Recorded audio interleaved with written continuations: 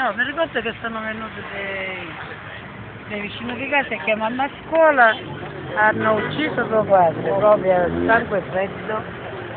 E allora qua, mio padre si trovava qua allo sciopero, stava mangiando un panino con olio e zucchero, e allora un poliziotto di là sopra, che si chiama Stagliano Francesco, direttamente al mio carattere. E poi gli altri...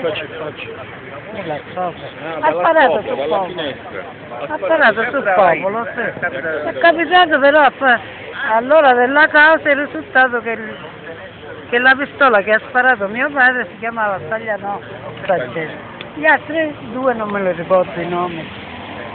Gli altri morti. Lei era bambina, gli è arrivata questa notizia. 9 anni E che ha avevo. fatto? È venuta qua in piazza e è rimasta? No, mi hanno portato poi al funerale. Al funerale. Al funerale quante persone c'erano?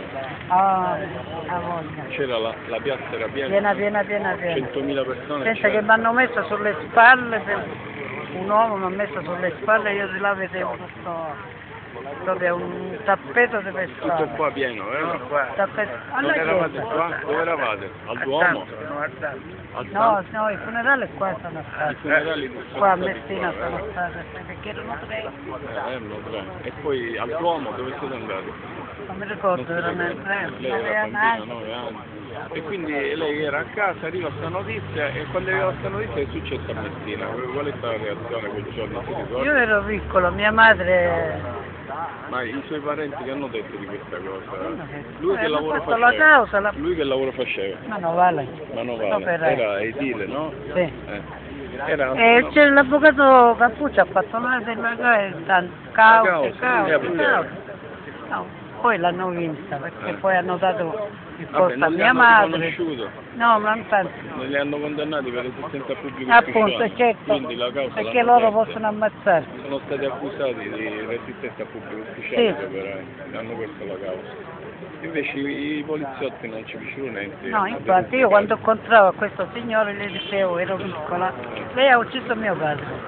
Gli dicevo sempre questa cosa, fin quando lui una volta all'Annunziata l'ho visto in un fornaio che ci ha preso la contravvenzione.